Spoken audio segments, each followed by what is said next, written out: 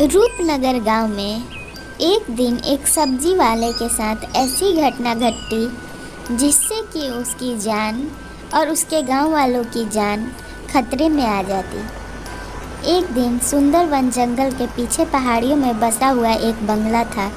वहां से रामू सब्जी वाले की बेटियां शहर से लौट रही थी। तभी रास्ते में उन्हें एक समोसे वाली औरत दिखाई देती जो कि उनसे बारिश में समोसे का लुत्फ़ उठाने को कहती। वो दोनों उनसे सवाल पूछते हुए कहती, अरे अरे चाची, आप इतनी बारिश में खड़ी हुई हैं, आपको ठंड नहीं लग रही? वो समोसा लेके उन दोनों के करीब आने लगती और दोनों को अपने साथ लेके गायब हो जाती। तभी उसे किसी की आने की आहट सुनाई देती। वो देखती कि पेड़ के पीछे से रामू का दोस्त श्यामू देख रहा था। वो अब जान जाती कि उसकी सच्चाई श्यामू जान चुका है। श्यामू उसके सामने घुटने पर बैठ जाता और उसकी जान बख्शने को कहता। ये सब दौरान में श्यामू रामू के पास फ़ोन लगा दिया था। रामू को उधर सब कुछ सुनाई दे रहा था। आखिरकार दोस्ती के वजह से उसकी अपनी जान देनी पड़ी। वो चुड़ैल उसे भी मार देती है। इधर श्यामू का दोस्त रामू घर पे घबराहट के साथ आता और अपनी पत्नी के सामने खड़ा हो जाता। तभी उसकी माँ पीछे से आती और कहती, अरे बेटा, तू आज शहर से बिना ठेला लिए हुए लौटा, तेरे सब्जी का ठेला कहाँ गया? रामू उससे कहता, माँ, अनर्थ हो गया। मेरी दोनों बच्चियाँ दूसरी दुनिया में चली गईं। मैं उन्हें नहीं बचा सका। एक पिशाचनी उसे अपने झांसे में ले गई। इतना सुन उसकी माँ वहीं ज़मीन पर बैठ जाती।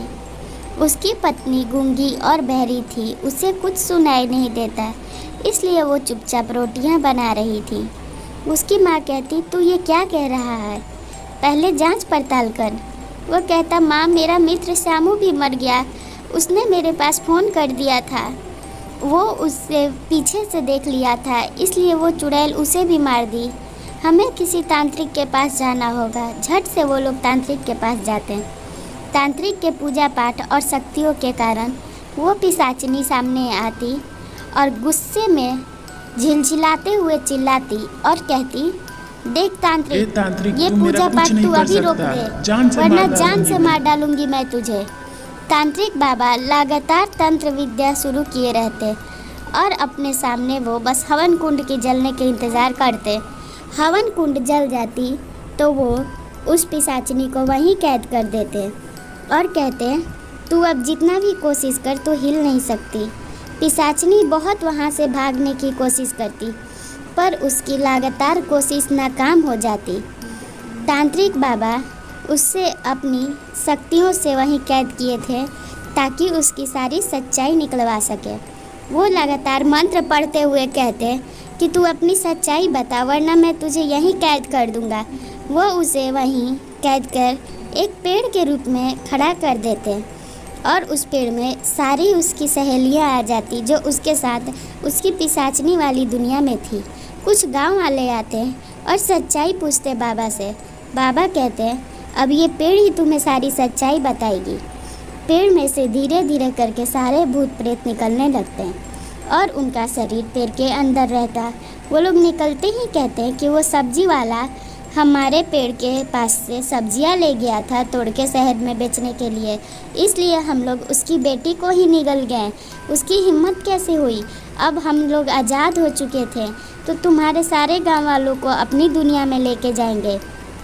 ये सारी बातें सुन गाँव वाले चकित रहते। खुद रामू भी चकित रहता और उसे समझ नहीं आता कि उसकी अनजाने में हुई भूल के कारण गाँव वालों की जान खतरे में आ गई और उसने अपनी दोनों बेटियों को खो दिया है। पंडित जी उनसे कहते हैं, अभी खतरा टली नहीं है, तुम लोगों को गांव में चलना होगा। गांव वाले अगले सुबह होते ही आपस में विचार विमर्श करते हैं और ये सोचते हैं कि अब से हमें हर रोज़ उस पेड़ के पास जाके किसी न किसी को पूजा पाठ करना होगा और उस पेड़ को जब तक शांति नहीं मिल जाती और वो फिर लगातार एक टहनियों वाला नहीं हो जाता, तब तक हम लोग उस पूजा पाठ नहीं छोड़ सकते पेड़ का। ये तांत्रिक बाबा ने हमसे कहा है। मेरी एक भूल के कारण धीरे धीरे करके हमारे 3 दोस्त चले गए। रामू और का दोस्त श्यामू भी गया और उसके 2 दोस्त और चले गए थे। ऐसे ही उस पिशाचिनी का जो हल्ला था बढ़ते जा रहा था गांव में, इसलिए गांव वाले तांत्रिक बाबा को बुलाए थे। आखिरकार वो लोग उस पिशाचिनी को कैद करने में सफल हो जाते हैं। पिशाचिनी पेड़ में कैद रहती और धीरे धीरे पूजा पाठ के कारण उसकी आत्मा को मुक्ति मिल जाती और वो दूसरी दुनिया में चली जाती। ऐसी कहानी के लिए चैनल सब्सक्राइब कर लें और वीडियो को एक लाइक ज़रूर कर दें।